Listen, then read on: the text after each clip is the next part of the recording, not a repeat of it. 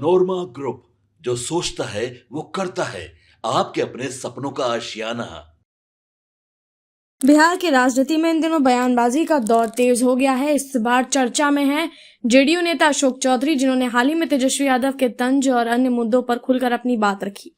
तेजस्वी यादव ने अशोक चौधरी को प्रोफेसर कहकर चढ़ाने की कोशिश की थी, जिस पर उन्होंने बड़े ही शांत और गंभीर तरीके से जवाब दिया। उन्होंने कहा कि अगर उन्हें प्रोफेसर कहा जा रहा है तो वह इस बात पर गर्व करते हैं क्योंकि वे तर्क और ज्ञान के आधार पर बात करते हैं। अशोक चौधरी ने बताया कि जब वे नीतीश कुमार के नेतृत्व में बिहार में सरकार बनी है, तब से राज्य में विकास की एक नई कहानी लिखी गई है। उन्होंने कहा कि 20 साल पहले बिहार की जो हालत थी उससे आज की स्थिति की तुलना करें तो बहुत फर्क दिखेगा।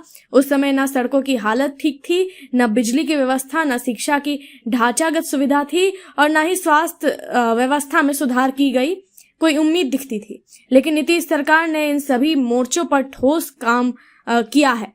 उन्होंने खास तौर से शैक्षणिक क्षेत्र का जिक्र करते हुए कहा कि बिहार में आज IIT, BIT, Aryabhatta, knowledge university जैसे उच्च शिक्षण संस्थान है।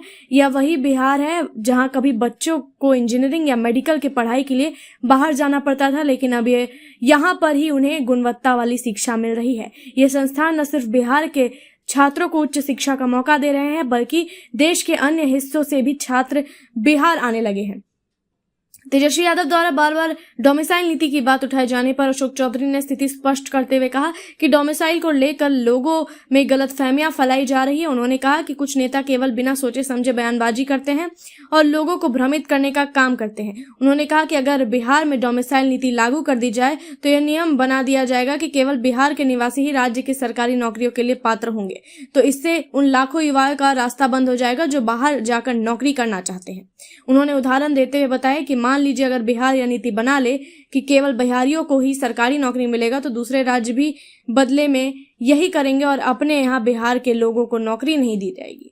इसका सीधा नुकसान बिहार के युवाओं को होगा। इसलिए सरकार इस नीति पर सोच समझकर काम कर रही है और जल्दबाजी में कोई फैसला नहीं लेना चाहती है। अशोक चौधरी ने कहा कि बिहार के नौजवान सिर्फ अपने राज्य में नहीं बल्कि देश और दुनिया के हर कोने में जाकर नाम कमाएं, यही सरकार की सोच है। इसलिए डोमिसाइल जैसी नीतियों को बनाते समय दूरगामी प्रभावों को ध्यान में रखा जा रहा है। उन्होंने कहा कि जरूरी नहीं है कि हर नीति सिर्फ तत्कालिक राजनीतिक लाभ के लिए बनाई जाए। अगर नीति का दायरा सिर्फ बिहार तक सीमित होगा तो यह युवाओं के लिए नुकसानदायक साबित हो सकता है।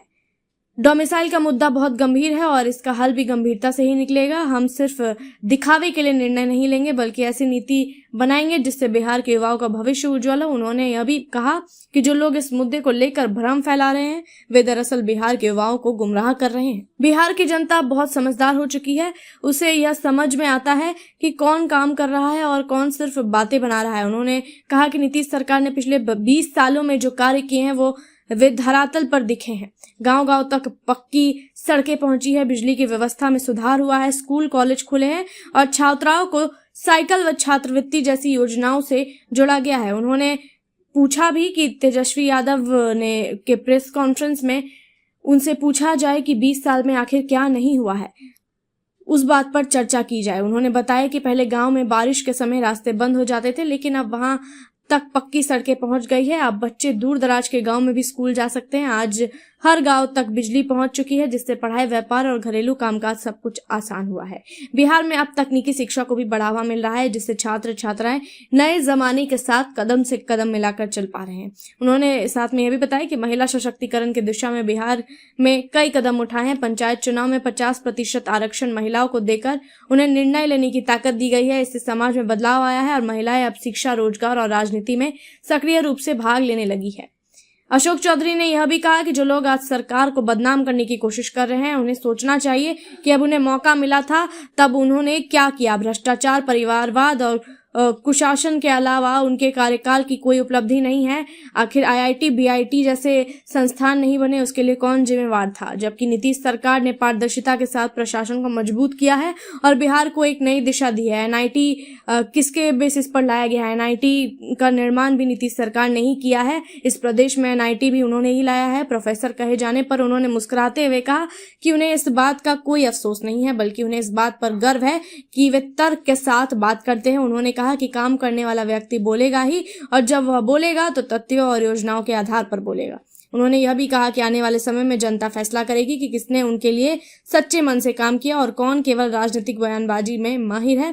बिहार का भविष्य अब युवाओं के हाथ में है और उन्हें भी यह समझना होगा कि कौन उनके लिए सही है। इस तरह अशोक चौधरी ने न सिर्फ तेजस्वी यादव के तंज का जवाब दिया बल्कि पूरे राज्य के विकास कार्यों की झलक भी पेश की है और उन्होंने साफ कर दिया है कि नीतीश सरकार सिर्फ वादों को ही नहीं बल्कि काम की सरकार है और अगर कोई इस बात पर सवाल उठाए तो जवाब देना जरूरी है ताकि जनता को सच्चाई पता चल सके। देखते हैं इस मामले में आगे और क्या कुछ अपडेट आता है। तब तक के लिए जुड़े रहिए भारत लाइव के साथ। क्या नहीं हुआ उनसे पहले प्रश्न पूछिए कि बिहार में क्या नहीं हुआ है जिसके लिए आप कह रहे हैं जो नहीं हुआ, यही बताइए कि क्या नहीं हुआ, तब ना आगे गाड़ी बढ़ाएं।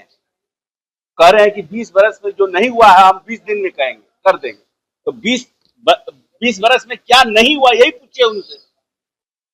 अगली बार जाइएगा उनके प्रेस कॉन्फ्रेंस में पूछिएगा, अशोक चौधरी पूछ रहे कि 20 बरस में क्या नहीं हुआ है, उसी पर आप फोकस कीजिए तो हम उस पर डिटेल बताएंगे। बनाने की बात कर रहे हैं बिहार में, कह रहे हैं कि 2001 में हम कह रहे हैं कि ये लोग चरवाहा विद्यालय वाले लोग ना हैं, यही लोग ना कहे थे चरवाहा विद्यालय खोले हैं। 2000 क्या नाम है 90 के पहले 2 मेडिकल कॉलेज बिहार में था। इनके पिताजी को और इनकी पार्टी को 15 साल देश प्रदेश की जनता ने दिया, तो इन्होंने एक कौन सा मेडिकल कॉलेज खोला बताइए, कौन सा इंजीनियरिंग कॉलेज? बीआईटी झारखंड बंटवारा हो गया फिर भी यहां पर थे, बीआईटी का ब्रांच क्यों नहीं खुला? कौन जिम्मेवार है? इस प्रदेश में इतना दिन तक रहे, भारत सरकार में मंत्री रहे, आईआईटी क्यों नहीं बिहार में आया? कौन जिम्मेवार है? एनआईटी किसने लाया इस प्रदेश में? कौन उसके लिए कौन रिस्पॉन्सिबल है? क्या ऐसे कुछ भी बोल दीजिएगा? युवा संवाद कर रहे हैं। अरे भाई युवा संवाद कर रहे हैं तो युवा संवाद कर रहे हैं कहा 5 लाख लोग के बीच में युवा संवाद उतना में तो सब 5,000 का तो कैपेसिटी है गांधी बापू सभागार का, उसमें कौन बहुत ठीक है कर रहे हैं, अपना संवाद कर रहे हैं, बोल रहे हैं। कौन आर्म्स लाइसेंस बटा है? कहाँ आर्म्स लाइसेंस? ऐसे ही हवा में बात कर रहे हैं, आर्म्स लाइसेंस बांट रहे हैं। किसको आर्म्स लाइसेंस दिया गया? कितने लोगों को आर्म्स लाइसेंस दिया गया?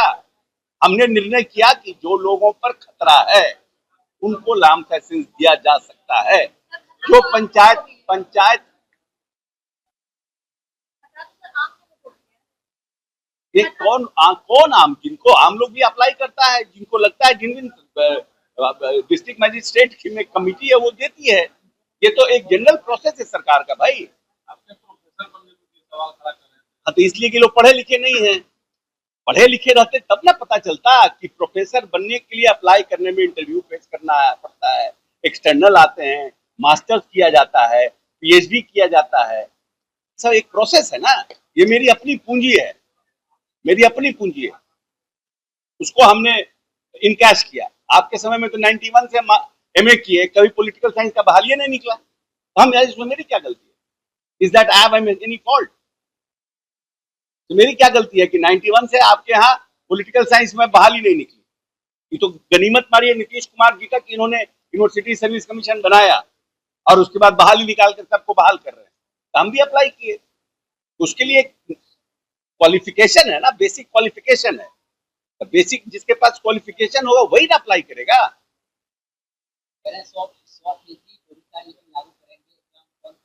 अच्छा एक बार बताइए कि डोमिसाइल नीति कहाँ नहीं है? रिजर्वेशन में हमारे पास डोमिसाइल नीति नहीं है। कितना % हमारे यहाँ रिजर्वेशन है? जनरल में अगर हम डोमिसाइल नीति ला देंगे तो जो लोग बाहर जाके नौकरी करते हैं वो हमको भी बैन कर देगा। ये तो बहुत समझने की बात है ना भाई। आप चाहते हैं यही डिसाइड कर लीजिए कि नहीं हम बिहार के लोग सिर्फ बिहार में ही नौकरी करेंगे, बाहर में नौकरी नहीं करेंगे, तब तो ठीक है ये पॉलिसी आपका। लेकिन जो लोग बाहर में जाते हैं, उत्तर प्रदेश में, मध्य प्रदेश में, राजस्थान में, कर्नाटक में, उनको भी नौकरी बंद करेगा, बिहार को बैन कर देगा वहां। तो जितनी नौकरियां हम क्रिएट कर रहे हैं उससे ज्यादा लगभग उसी के आसपास नौकरियां बाहर में भी विभिन्न राज्यों में मिलता है, वो भी बैन हो जाएगा। लेकिन रिजर्वेशन कैटेगरी में तो ये इशू है नहीं, डोमिसाइल तो हम लागू है। तो अनरिजर्व की बात है। ये लोग अपना फूट का एक भंडारा क्रिएट कर रहे हैं, कलम बांट रहे हैं। चरवाहा विद्यालय वाले कॉन्सेप्ट के लोग इस प्रदेश में, देश में 70 साल की आजादी के बाद किसी राज्य सरकार ने चरवाहा विद्यालय बनाया? ये चाहते थे कि दलित और बैकवर्ड का बच्चा बहिष्ठ पर जाकर के पढ़ाई करे, Nitish Kumar engineering college, medical college, polytechnic और क्या बोलते हैं IIT, BIT, Aryabhatta knowledge university बनाने का काम किया, और ये हमारे ऊपर सवाल उठा रहे हैं। यहाँ पर एसपी को AK-47 से लोग रगेद रहा था, क्या हो रहा था सिवान में, कौन लोग थे ये लोग? हमको कह रहे हैं कि हम हथियार बांट रहे हैं, वाह रे वाह, उल्टा चोर कोतवाल को डांटे।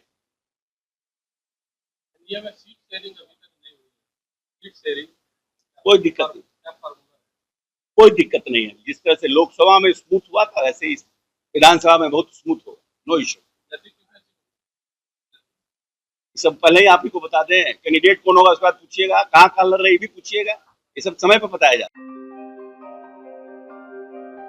आपके सपनों को हमने सजाया है, ई होम्स पैनोरमा को हमने बनाया है। ई होम्स मेरा एक सपना था जिसपे मैं पिछले 4 साल से काम कर रहा था। हमने जो बनाया है वो सबने है माना। ई होम्स पैनोरमा में हो आपका भी आशियाना।